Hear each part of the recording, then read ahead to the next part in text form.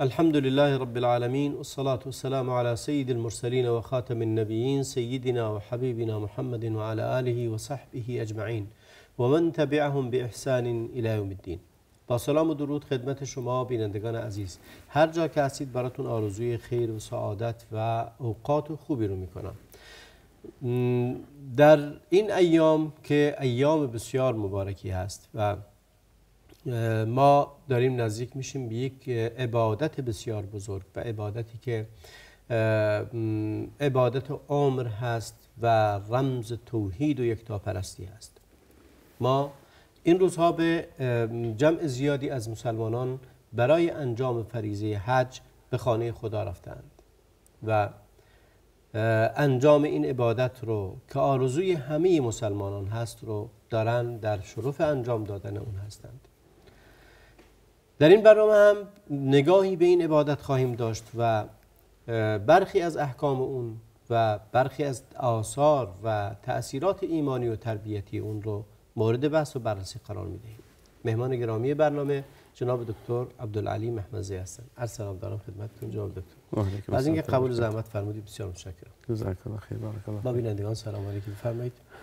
بسم الله الرحمن الرحیم. الحمد لله و صلاة و سلام علی رسول الله و علی آله و اصحابه اجمعین و بعد. نخست از همه خدمت برادر عزیز استاد زهرابی و خدمت تمام بینندگان عرض ادب و احترام دارم.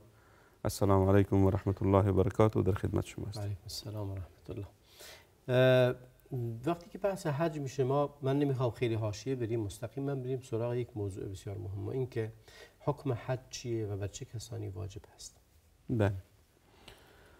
خداوند متعال در قرآن عظیمشان در سوره بقره می فرماید اعوذ بالله من الشیطان الرجیم و اتم الحج والعمرة لله و همچنان می فرماید که الحج اشهر معلومات.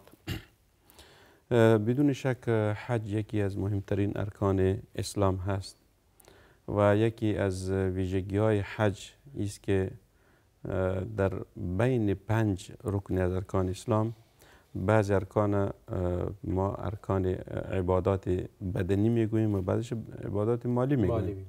مثلا نماز و روزه عبادت بدنی هست و زکات عبادت مالی هست.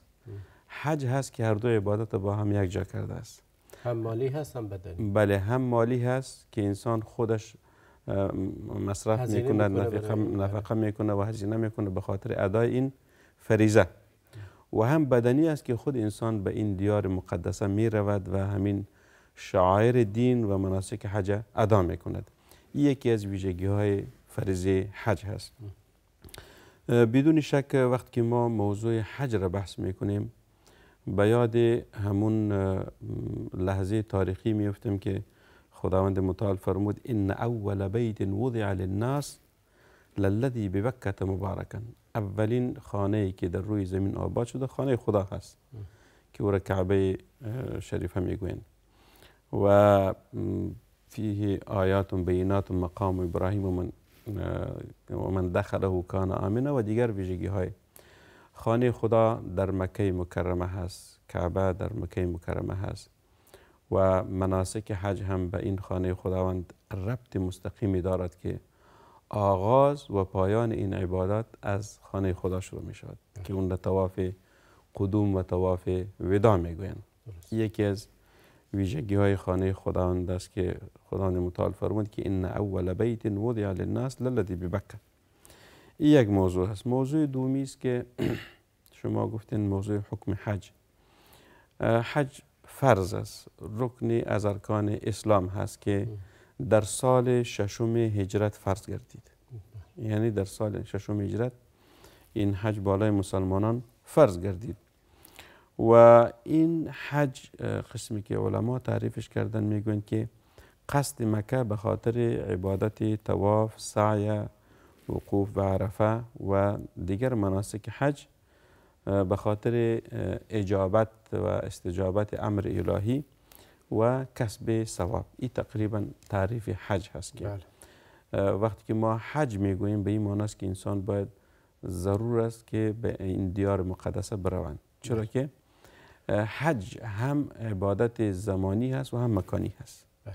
یعنی در یک زمان مدت معین ادا می شود که او را مثلا 3 ماه حج داریم یک تایم مشخصی هست بله. انجام میشه. بله. مثلا ماه شوال، ماه ذوالقعده و 10 ذوالحجه که چی میگوید ماهای حج میگوین که انسان میتونه در این ماها نیت حج را بکنن و ادای مناسک حج هم در همین 10 ذوالحجه. اکثر مناسک حج در 10 ذوالحجه چی میشود؟ یعنی شعائر، یعنی در ماه ذوالحجه شعائرش ادا میشود. چه کسی حج واجب است؟ آیا همه براشون واجبه که حج رو انجام بدهند؟ نه خیر، در رابطه به حج علما شروط را وضع کردن که مهمترین شروط حج اول خود اسلام هست که باید مسلمان باشد، از غیر مسلمان حج قبول نیست. دوم بالغ باشد، بالای کسی که نابالغ است یا کودک است یا طفل هست حج واجب نیست. حج واجب نیست بالایش. و ولی اگر انجام بدهد درست است. اگر انجام بده درست است، ولی حج فرضی ادا نمی شود. حج فرضی ساقط نمی شود. بله، یعنی اگر به سن تکلیف که رسید بعد از اون اگر شرایط دیگر رو داشت حج رو باید انجام بده. یعنی حتی علما میگن که تقریبا 3 شخص است که اگر اونها در همین مرحله حج را ادا کردن حجشان حج فرضی از اونها ادا نمیشه. یکی از اونها ولی حجشون درست است. حجشون درست است، بله حجشون درست است، یعنی عبادت انجام دادن ولی فرض از اونها ساقط نشده. که یکی از اونها طفل است حتی یبلغه. دوم مجنون، یک شخص دیوانه حتی یعقل، یعنی مجنون تا که دوباره به عقل بیاد و عقلش تکمیل شد. و سیوم برده از غلام هست حتی یعتق، یعنی تا که این برده آزاد شود. اگر در مرحله بردگی حج ادا نمودی ثواب میگیرد و عبادت انجام داده، ولی حج فرضی از او ساقط نشده و ادا نشده است. شروط بقیه شروطی که انسان یعنی حج بالای مسلمان فرض میشد استطاعت است که یک شرط مهم است که خداوند متعال حتی به این شرط مستقیما اشاره کرده: من استطاع الیه سبیلا. این شرطی است که از بقیه عبادات رو جدا میکنه. بله. بقیه عبادات دیگه اینکه مسلمان باشه، اینکه عاقل و بالغ باشه، در هر جای میشه. همه عبادات هست. بله در هر عبادت است. ولی شرط مهمی که در حج هست موضوع استطاعت است که بسیار شرط مهم است. لذا خداوند متعال این شرط صراحتا گفت که من استطاع الیه سبیلا. بعد از فقها موضوع استطاعت تفصیلا بیان نمودند که استطاعت چی رو میگویند و مفهوم استطاعت در آیه کریمه چی هست. یک سوالی مطرح می شود اینجا: کسایی که استطاعت ندارند، حالا برمیگردیم به مفهوم استطاعت رو هم فرمایید، کسانی که استطاعت ندارند ولی دوست دارند به خانه خدا بروند، آیا تلاشی برای این بکنند که مثلا مستطیع بشوند، استطاعت پیدا کنند؟ گاهن کسی رو می‌بینی مثلا میره نزد یک تاجری، یک انسان خیری و پول حج ازش میخواد: من میخوام برم حج بکنم، پول حج من رو، هزینه حج من رو بده. آیا این شرعاً کار درستی است؟ مادامی که استطاعت نداره و تکلیف نداره، آیا درست است که انسان این راه رو بره؟ یعنی خو یکی از باب تسول میاد که انسان دست دراز میکند به یک شخص دیگری که این من آمده، یعنی انسان نباید دست خود دراز بکنه، چرا که خداوند انسان الا در ضرورت، الا در وقت ضرورت. بله. چرا که خداوند متعال خود میفرماید که لا یکلف الله نفسا الا وسعها. بالایت فرض نیست، چرا دست دراز میکنی؟ شاید او شخص خودش محتاج باشد به پول، به مال و امکانات. وقتی که تو رو مجبور میسازی شاید بدهد، شاید قلبا ناراحت باشد از همین طلبی که انسان میکند. اگر خود انسان مثلا شما طلب نکردین، یک شخص آمد بر شما پول داد که پول بگیرین حج بکنین، کار خوب است، اشکال نداره، شما طلب نکردین، ولی شخص دیگری آمد تبرعا برای شما پول داد، این چی است؟ میگه ای جایز است. اما کسی که میگوید برای ما پول بده که من حج بکنم، این از باب تسول هست و عمل نادرست است، ولی اگر کرد حجش درست است، حج می شود. حتی این علما و فقها در باب قرض گفته: یک کسی یعنی استطاعت حج نداره، پول نداره، ولی میراد از کسی پول قرض میکند، میراد با پول قرض حج ادا میکند، آیا حجش درست است یا درست نیست؟ علما میگوید که جایز، یعنی درست است حجش، یعنی حج ساقط می شود، چرا که پول قرض گرفته. ولی از جمله مکلفین نیست که خداوند این مکلف کرده که تو باید حج ادا بکنی. یک مثال دیگه ش بگویم که بعضی خواهرها و زنانی هستند در ماه مبارک رمضان دارو استعمال میکنه که اما بیماری ماهانهشان چی شود؟ توقف شود، به خاطر که روزه بگیرن. حتی این را هم علما چی کرده؟ رد کرده که تو را خداوند مکلف نساخته است، امی بیماری خداوند بر شما مقدر کرده. این که انسان آنقدر خود را مکلف میکند که خلاف طبیعت کار بکنه و حتی چیزی رو انجام بده که خدا رو مکلف نکرده. این بعض علما رد میکنه که به این شکل انسان خود را مکلف نسازد به چیزی که مکلف نیست، به چیزی که مکلفیت نداره. و حج عین مسئله هست که خداوند برای کسی استطاعت نداده، ولی انسان تلاش داره، شوق داره که حج را ادا بکند، ولی این راه ها را باید انسان بداند که این راه ها درست است یا درست نیست که ما را انجام میدیم. حج درست است، یعنی عبادت بزرگی هست، ولی چون که خداوند بالای شما فرض نکرده، یعنی شروط فرضیت حج آل متوفر نیست، ضرور نیست که انسان تلاش های چی بکند، تلاش بکند که در اونجا امو آب روی انسان بریزد. این چی است؟ یعنی این موضوع استطاعت در حج یک بسیار موضوع مهم است. اگر شما برای ما وقت بتین که این موضوع بیشتر شرح بتین ضرور است. ببینن علما میگن که استطاعت چند شرط دارد، شروط وجوب استطاعت. اول است که انسان میگه ان یکون المکلف صحیح البدنی، یعنی استطاعت بدنی داشته باشد، توان بدنی. یعنی آنقدر کلان سال نباشد که حتی حرکت کرده نمیتواند، نیاز دارد که یک کس دیگه او را ببرد همراه خود، همراهش همکاری بکند. یعنی اگر توان بدنی نداشت برش واجب نیست، برش واجب نیست، تونست بره ادا میشه. بله. حتی یک عادت ما یک عادت ناشایسته در بعضی کشورها داریم که یک شخصی که پیرمرد میشود، آنقدر پیرمرد میشود که حتی هیچ استطاعت بدنی هم ندارد، استطاعت عقلی هم ندارد.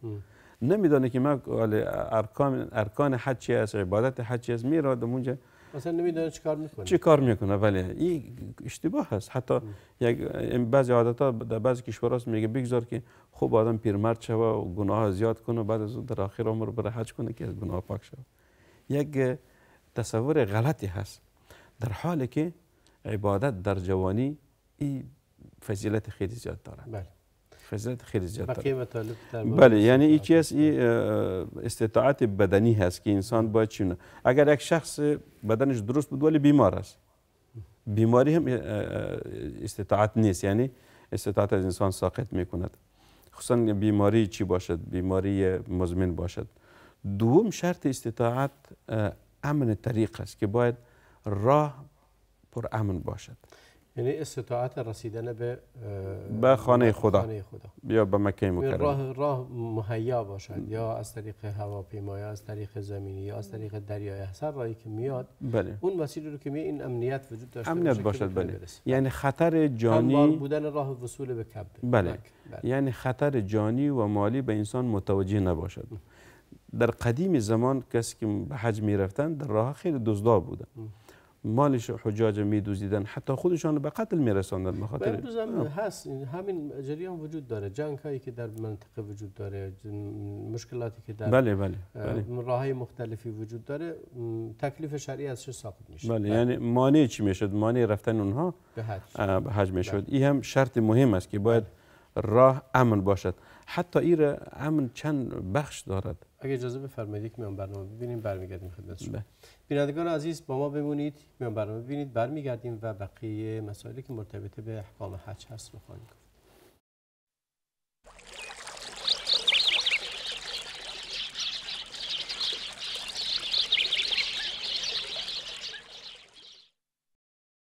با سلامی دوباره خدمت شما بینندگان عزیز.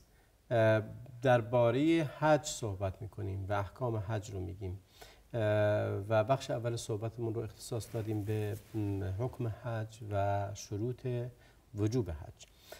جناب دکتر در بحث شروط وجوب حج اگر مطلبی هست بفرمایید، وگرنه بریم سراغ فضائل و اهمیت حج. بله. یعنی همین نقطه اخیر ذکر میکنم که در رابطه به استطاعت بود. ما گفتیم که باید راه امن باشد، یعنی خطر مالی و جانی برای انسان متوجه نباشد. حتی بعضی فقها موضوع بیماری وبا را چی کردن. اگر یک بیماری منتشر وبا باشد در مسیر راه حجاج، وجود خطر در راه. بله. خطر بدنی و خطر چی مالی. و شرط سیومی و چهارمی استطاعت علما گفتن که ان یکون مالکا للزاد والراحل. این استطاعت است که باید توان مالی هزینه سفر رو داشته بله باشد. هزینه سفر هم داشته باشد و حتی نفقه عیالم داشته باشد. بسیار. که برای عیال خودم نفقه بگذارد امین مدت سفری که به حج میرون و همچنان سفر مثلا بلیت ضرورت است در از زمان، پاسپورت ضرورت است و دیگر چیزها. این باید همه امکانات باشه بعد از او به حج برود. اگر این امکانات نباشد برش واجب نیست. بله برش یعنی واجب این نیست. شرط استطاعت یکی از این شاید مهمترین بخش موضوع هست و اونم این هست که از این جهت از زاویه دیگه من به این موضوع نگاه میکنم و اون این که کافیه که هزینه سفرش رو داشته باشه و هزینه خورد و خوراک و زندگی زن و بچه‌ش رو در کشور خودش داشته باشه. نه اینکه منتظر بشه تبدیل بشه به یک میلیاردر، نه اینکه منتظر بشه که باید حتما ماشین و حتما خونه و حتما کارهای دیگری رو هم انجام بده. آیا الان این چیزی که مطرح میشه این هست کسی که دختر دم بخت داره، کسی که پسر جوان داره که میخواد ازدواج کنه و پولم داره میتونه حج بره، اما اگه حج بره نمیتونه برای مثلا پسرش عروسی بگیره، نمیتونه دخترش رو شوهر بده، نمیتونه مثلا اینا رو داره، اما مثلا فرض کنید بعضی از این مسائل رو هست. کدومی که مقدم است اینجا؟ آیا این هزینه پولی که داره هزینه ازدواج پسرش رو بکنه، هزینه دانشگاه مثلا بچه‌هاش رو بکنه، یا این رو هزینه رفتن به حج بکنه؟ در رابطه علما دو نظر داره. یک نظرش است که حج رکن از ارکان اسلام است. وقتی که بالا انسان فرض شد همانند نماز باید ادا شود. دیگر بخش ها را انسان فکر نکنه، مثلا موضوع ازدواج پسر است، دختر است یا دانشگاه است، او در هر وقت می شود. اگر تأخیر شد یا وقت بالاشون گذشت، علما میگوید که حتی این نقطه را ما به خاطر یادآوری میکنیم که اکثر فقها میگوید که حج فرض است، یعنی فرض عاجل هست، علی تراخی نیست. یعنی وقتی که بالا انسان فرض شد باید عاجل ادا شود. همین که به حد استطاعت رسید دیگه باید انجام بشه. باید انجام شد، تأخیر نکنه دو. چرا؟ میگه به خاطر اینکه انسان نمیدونه شاید بمیره. امسال بالای شما حج فرض شد نرفتین حج، شاید تا سال آینده شما چی نشوین، یعنی زنده نباشین. شاید درست باشه. در مسائل دیگری وجود داره از قبیل اینکه چیز کرده، نوبت گذاری شده. در خیلی از کشورها نوبتی هست. بله بله. کسی که ثبت نام میکنه امروز امکان داره 5 سال دیگه 10 سال دیگه نوبتش برسه. مخصوصا در بعضی از کشورها من اطلاع دارم این گونه است، 5 سال طول میکشه، 6 سال طول میکشه تا اینکه نوبت انجام حجش بشه. درست. کسی که ثبت نام میکنه، لحظه ای که ثبت نام میکنه آیا باید در اون لحظه استطاعت داشته باشه و وقتی که ثبت نام میکنه برای انجام حج تکلیف شرعی رو انجام داده. بله. اگه بعد از این که بعد 5 سال اسمش در اومد بعد ایشون استطاعت نداره، ساقط میشه. در اون لحظه استطاعت داشته وقتی ثبت نام کرده. بله. اما الان دیگه شرایطی براش پیش اومده که نمیتونه حج بره. همین استطاعت است جناب شیخ. همین استطاعت است که لحظه که انسان سفر میکنه به حج وضعیت شما چجوری است؟ آیا استطاعت بدنی و مالی پیش شما هست یا خیر؟ شاید یک سال قبل بود ولی امسال نیست، پول از شما رفت، دزدی شد یا از بین رفت یا هر حالت که بود، ولی هزینه شد. ولی لذا همون لحظه که انسان تصمیم حج میگیرد و همه شرایط فراهم است، مثلا نوبت شما آمده بود امسال ولی پیش شما پول نیست امسال، یا با بیماری روبرو شدین که نمیتونین حج ادا بکنین. میخوام یک چیز دیگه در چی دیگری رو باز کنیم. هدف از استطاعت داشت از لحاظ مالی، استطاعت مالی رو حالا بقیه استطاعت ها رو اشاره فرمودید. استطاعت مالی آیا به پول نقد حساب میشه؟ کسی دارایی نقدیش این گونه باشه، یا مثلا اگه کسی املاک داره، زمین کشاورزی فراوان داره ولی همین زمین کشاورزی، خب آیا زمین کشاورزیش رو بفروشه، خونش رو بفروشه بره حج؟ مثلا یه خونه داره، 2 تا داره اجاره داده، 3 تا داره اجاره داده ولی پول نقدی که بره حج اینقدر نداره. مثال عرض بله بله خوب مثال است. فکر میکنیم مثال عزیز که یک شخص است، هم طلا داره، هم نقره داره، هم الماس داره، ولی همش اگر جدا جدا حساب بکنیم تکمیل نمیکنه مصرف، اما اگر همش جمع بکنیم مصرف حج تکمیل میکنه. لذا اگر املاک داره این از جمله مستطیع است جناب شیخ. مثلا شاید یک کسی پول داشته باشد به جای که حج بره میره خانه میخره، زمین میخره تا که خود از میگه فرار کنه از چی؟ از انجام حج. لذا حج هم شوق و رغبت داره جناب شیخ که انسان به شوق انجام بدهد. هر قدر انسان عاجل این فریضه را ادا کند به همون اندازه هم لذت دارد و هم از انسان فریضه ساقط می شود. جناب فرمود در سال ششم حج فرض شد. بله. پیامبر علیه السلام در چه سالی حج کردند؟ اونها خود در سال اخیر که او حجت الوداع میگوید در همون سال حج کردند. سال تأخیر شد؟ چرا که این سالها یک خو موضوعات غزوات بود رسول صلی الله علیه و و در عین وقت موضوع مکه فتح نشده بود، یعنی تقریبا اونجا چند غزوه شده، غزوه بدر و احد و احزاب و خندق و دیگه غزوات، تا که باز سال 8 هجرت مکه فتح شد. باز پیامبر صلی الله علیه و یکی از حکمت‌های خداوند بود که باید رسول صلی الله علیه و در اخیر عمرش دین تکمیل شد و بعد از حج ادا بکنه. چرا که یکی از حجی که پیامبر صلی الله علیه و انجام داد دین برای مردم بیان کرد. میگه تمام احکامی که خداوند متعال او را مکلف ساخته بود به شکل مجمل برای امت اسلامی و برای صحابه او را بیان نمودن در حجت الوداع. باز اخیر صحابه را گواه کردن الله هل بلغت و اللهم فاشهد، الله هل بلغت و اللهم فاشهد. یکی از حکمت‌های حج پیامبر صلی الله علیه و سلم بود. در مورد فضیلت و اجر حج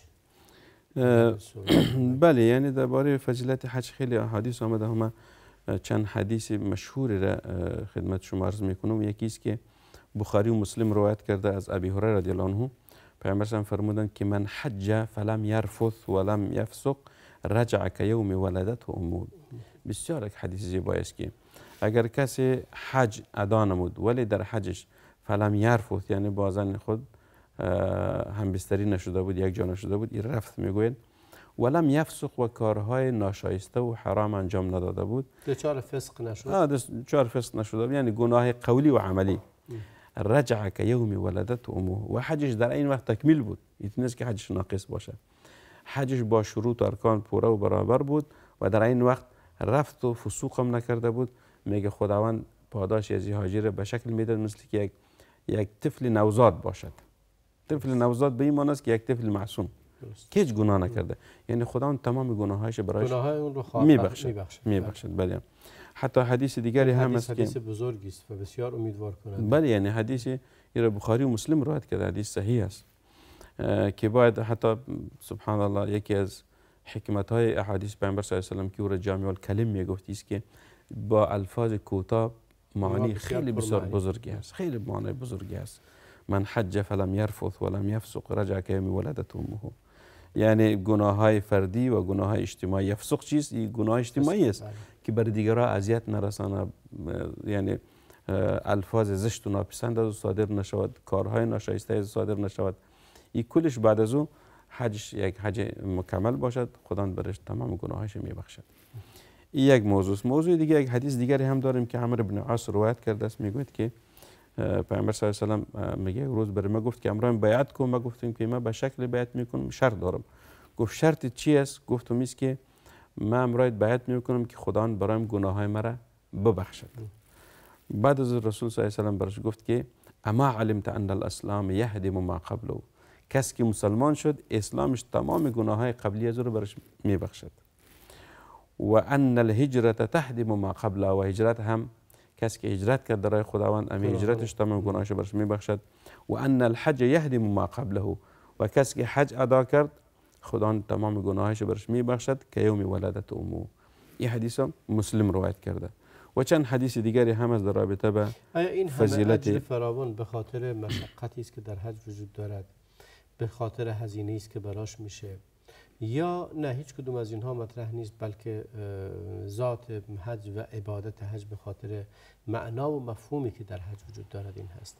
مقصودم این هست که آیا مقدار اجر به اندازه مقدار مشقت است؟ نه خیر، یعنی ما در عموم عبادات یک قاعده عام داریم که میگه در هر عمل که اخلاص باشد خداوند همو عمل انسان میپذیرد. لا ینال الله لحومها ولا دماءها ولكن ینال تقوا منکم. یعنی وقتی که یک انسان یک عمل خیلی بزرگی را انجام میدهد ولی دو اخلاص نیست، بی ارزش است. اگر تکلیف بدنی هم باشد و خرج و مصرف مالی هم باشد ولی اخلاص نیست دو عمل، و عمل بی ارزش است. حتی حدیث دیگر در رابطه به حج داریم، میگوید اگر کسی حج کرد مالش حرام بود و حج تمام کرد به تمام شروط ارکانش و لبیک اللهم لبیک گفت، خدا میگفت که لا لبیک ولا حجک مقبول ولا مبرور. یعنی خدا برش میگوید که مالت خبیث است، حلال نیست، حجت هم مقبول نیست. چون که مالش چی است؟ مالش حلال است و تمام اعمال هم درست انجام داده. پس اخلاص نیت خوب در تمام عبادات، خصوصا حج. ولی اکثر مشکل جناب شیخ ما در بین مسلمان ها داریم که اکثر مردم یا بعضی مردم به خاطر ریا میروند، به خاطر سمعه میروند. فلانی به حج رفت، حتی حال یک مشکلی فتنی بزرگ بین مسلمان ها شده که به حج رفت اونجا عکس میگیره، عکس در فیسبوک میگذاره که من حج کردم، من فعلا در عرفات هستم، در مزدلفه هستم، اما روح حج و عبادات از بین رفته فعلا. این خیلی نقطه مهمی هست، یعنی مسئله توصیه‌ای که لازمه این روزها بشه. قبلا این فتنه وجود نداشت، این فتنه هم اضافه شده.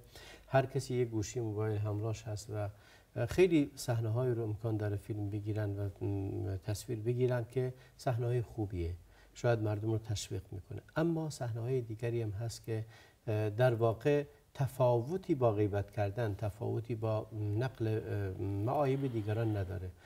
آیا این تاثیر رو روی حجشون داره؟ بله بدون شک، بدون شک. یعنی ببینید که من قبلا یک نقطه اشاره کردم که عبادت یک روح داره. هر عبادت یک روح داره. مثلا نماز است، اگر نماز درست انسان انجام داد احساس لذت میکند. اگر روزه را درست انجام داد، زکات، حج.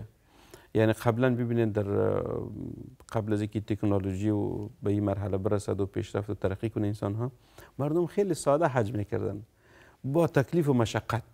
یعنی حتی اکثر مردم پای پیاده می آمدن، حتی موتر و ماشین و گپا هم نبود، ولی یک لذت خاصی داشت همون لحظاتی که آدم تصور میکند.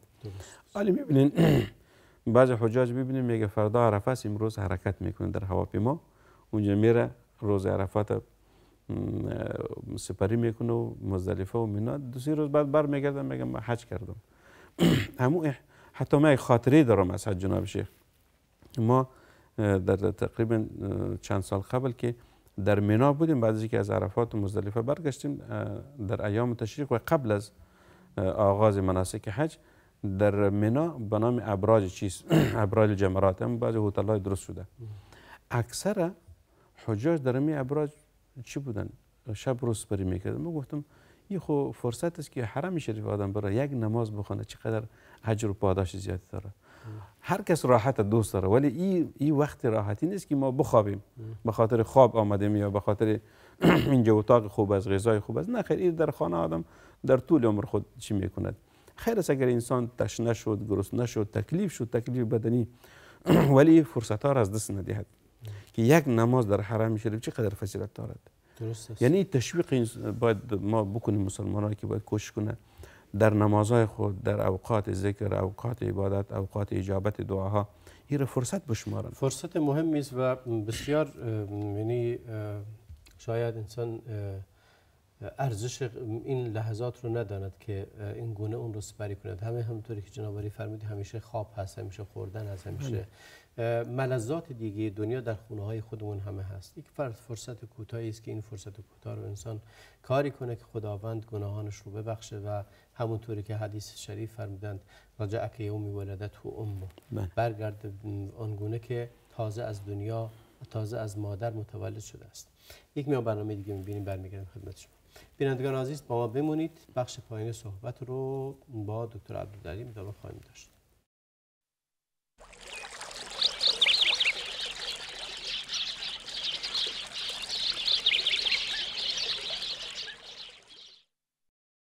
با سلامی دوباره خدمت شما بینندگان عزیز.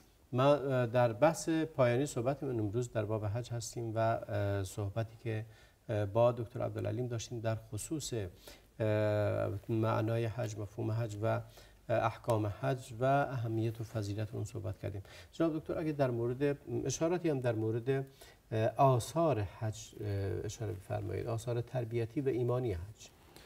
بله بدون شک، یعنی هر عبادت و هر عملی که یک مسلمان انجام میدهد آثار دارد بدون شک. یکی از مهمترین آثار ایمانی و تربیتی حج است که حج یکی از نداهای توحیدی الهی است. وقتی حجاج حج آغاز میکنند به کلمه توحید آغاز میکنند، لبیک اللهم لبیک. هیچ صدای دیگری در حج نیست. شاید در غیر حج انسان صدا بکند یا فلان ما را چی کنید، به انس و جن یا دیگر مخلوقات انسان صدا بزند، ولی حج تنها عبادت است که تمام حجاج یک صدای توحید را بلند گرچه در غیر حج هم نباید انسان غیر خدا را بخواند، ولی خب خیلی هستند که به خاطر خرافاتی یا بدعتی یا افکار غلطی غیر خدا را هم میخوانند، اما در حج خداوند چنین قرار داده است که اسمی از کسی نباشه. بله. یعنی یکی از تربیتگاه چیست؟ تربیه حج است که حجاج تربیه میکنه که دائم باید شما توحید پرست باشید، خدا پرست باشید، صدای توحید در هر جا بلند بکنید. و این حج شما را یاد میدهد و تذکیر میکند که باید صدای توحید دائم بلند باشد، دست نیاز دائم به خداوند متعال بلند باشد، هم صدای توحیدی و هم دعا باید از خداوند. مثلا خداوند متعال در روز عرفه چی میگوید که در روز عرفه خداوند دعای حجاج میپذیرد و افتخار میکند، میبالد به چی؟ به اهل عرفه. و خداوند میگوید که ما دعای شما را پذیرفتیم و گناه شما را بر شما بخشیدیم. این چیز یکی از همون تربیه ایمانی و چی حج است که حجاج خداوند متعال تربیه میکنه. دوم چیزی که حجاج تربیه میکنه خداوند متعال در همین مناسک است که ببینین همین موقعیت که مناسک حج در اونجا ادا میشود همش خالی از مظاهر شرک است. شاید در کشورهای ما شما در کشورهای اسلامی مظاهر شرکی خیلی زیاد باشد، قبر پرستا هست، انسان پرستا هست، دیگر چیزا، ولی در حج هیچ یک از مظاهر شرک دیده نمیشد. همش شعائر دین هست و مناسک شرعی هست. در قبل از اینکه مکه فتح شد در حتی داخل کعبه بت‌های بودن که مردم پرستش شروع میکردن. چهاربر کعبه بت‌های بود که مردم پرستش شروع میکرد، ولی وقتی که مکه فتح شد تمام مظاهر شرک و بت‌ها شد از بین رفت و نابود گردید. این هم یکی از چیز که حجاج خداوند متعال تذکیر میکند که باید انسان خدا پرست باشد، از تمام مظاهر شرک و عبادت غیر الله باید انسان دوری اختیار بکند. و همچنان یکی از مظاهر و درس‌های تربیوی و ایمانی که ما از حج میگیریم است که حج جهاد و عبادت مالی و بدنی هست. انسان باید مال خود را فدای دین خدا بکند در هر جایی که باشد. حتی وقتی که عایشه رضی الله عنها از پیامبرشان پرسیدن یا رسول الله مرد همشان به جهاد می روند و با دشمن می جنگند و ما محروم هستیم، گفتن شما هم جهاد دارین ولیکن لا قتال فیه، جهادی که دو جنگ نیست. گفت چیست؟ حج و عمره. حج و عمره جهاد زنا و پیرمردا و ضعیفان هست. کسایی که توان جنگ و جهاد علیه دشمنان اسلام ندارن، خدا گفته که حج شما فضیلت جهاد داره. درست. این هم چیز، یعنی حج یکی از عبادت های مالی و بدنی هست. دوم چیزی از مهمترین تربیه که در حج انسان میگیرد تزکیه نفس است. جناب شیخ، تزکیه انسان، حجاج نفس خود تزکیه میکنن.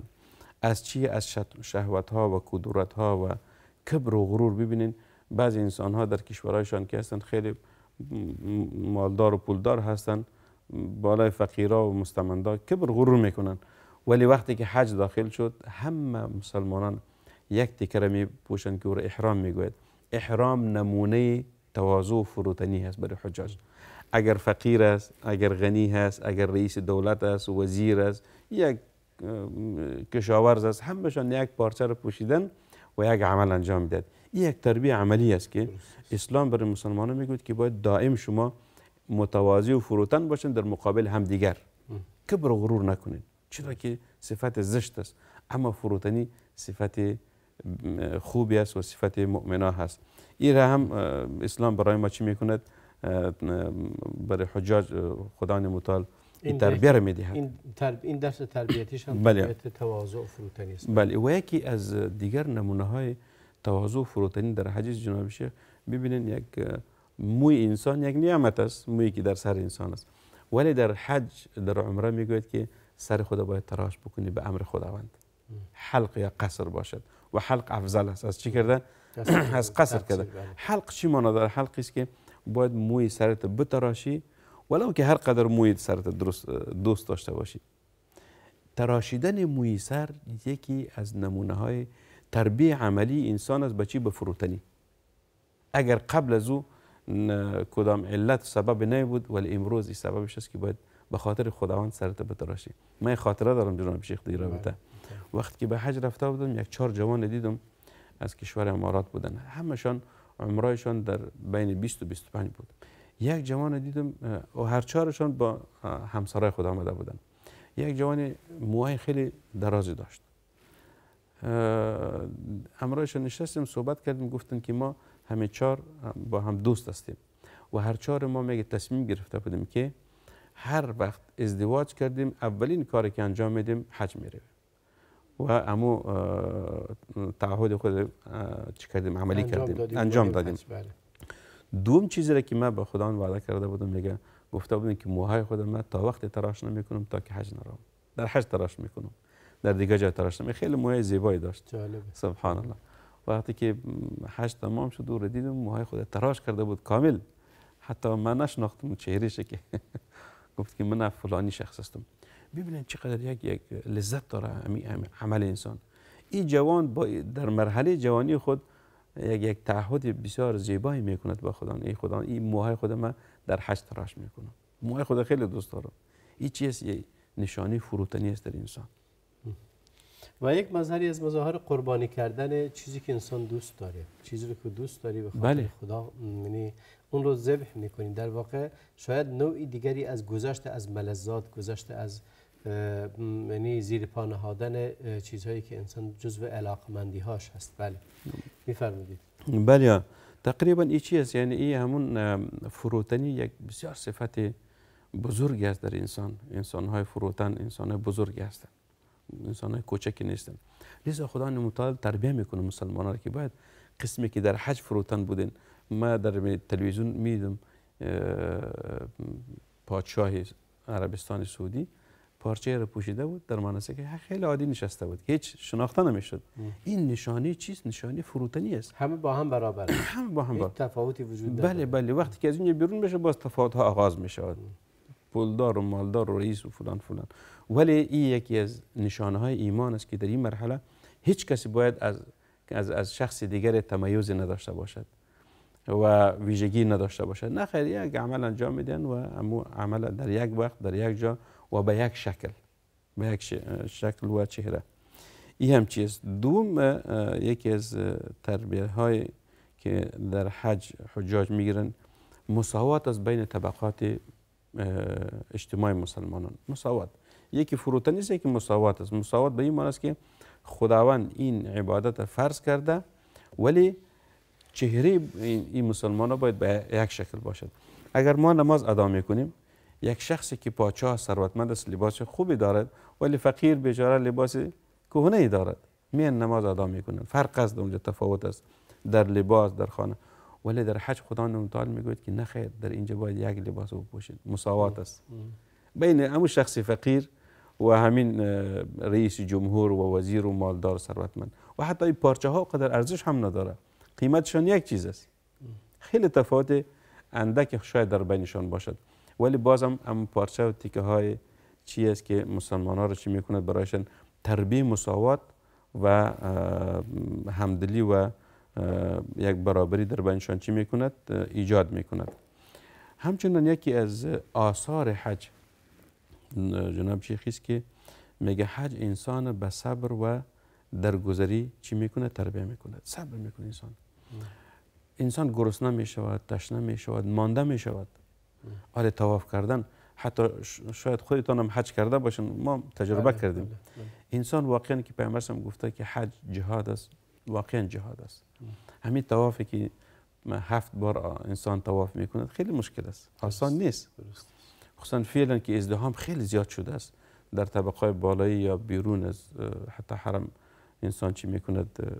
دور از کعبه خیلی سخت است، مشکل است. انسان باید صبر بکنه. بعضو به عرفات رفتن، به مزدلفه، به مینا آمدن، در اونجا مبیت در مینا و ایام تشریق و همش یک چی است، یک کوشش و زحمت زیادی میخواد. یک نوع تربیت است که انسان باید به صبر خود تربیت کنه در تمام مراحل و در عین وقت چیزی که بسیار مهم است در گذری دیگران را هم اذیت نکنه. در حج مثلا در طواف اذیت کردن دیگران گناه است، خوب نیست، خصوصا کسایی که عوام هستند فکر میکنه که بوسیدن حجر الاسود ثواب خیلی زیاد یا رکن است. این رکن نیست، یعنی بوسیدن سنت است، اگر کسی رسیده بتانه بهتر است، اگر نرسه ای که کشوگیر باشه و زورآزمایی باشه و خود حتما برسانی. حتی ما زنهای را دیدم که میخواستن حجر اسود ببوزن، مردا در معرکه بودن، در معرکه بودن و حتی چادرایشان از سرشان افتاد. من خودم این صحنه را دیدم.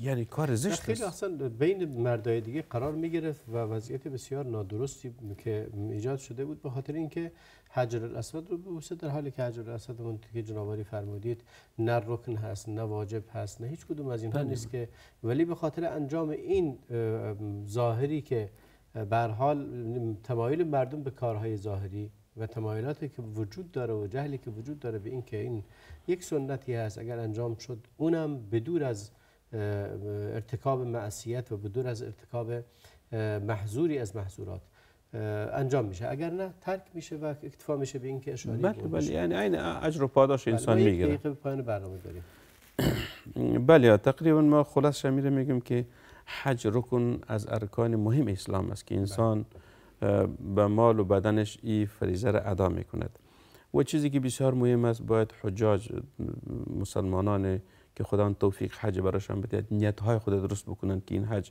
لله فی الله باشد، به خاطر ریا نباشد و به خاطر سمعه و به خاطر دیگه چیزها نباشد و هر کسی را که خداوند استطاعت حج داده باید علی الفور او را انجام بدهد و این را ادا بکند، چرا که خاتمه انسان مستور است، نمیدانه که این استطاعتی که امسال داره شاید سال آینده نداشته باشه.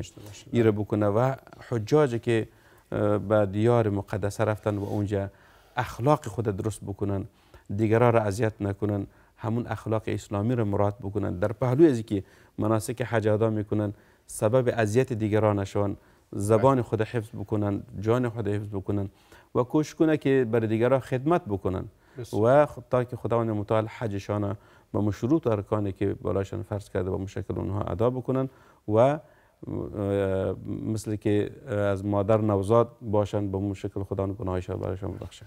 بسیار متشکرم جناب دکتر عبدالعلیم از اینکه در این برنامه شرکت کردید. از شما بینندگان عزیز بسیار متشکرم که تا این لحظه با ما بودید. امیدوارم که تونسته باشیم بخشی از مفاهیم و معانی که در عبادت بزرگ حج وجود دارد رو توضیح داده باشیم و تغییری در دید شما نسبت به این عبادت ایجاد شده باشه و این عبادت رو خداوند اگه توفیقی داد و انجام دادید با این روحیه و با این دید این رکن مهم اسلام رو انجام بدید. تا برنامه دیگر هم شما رو خدا بزرگ میسپارم و صلی الله و بارک علی نبینا محمد و علی آله و صحبه اجمعین.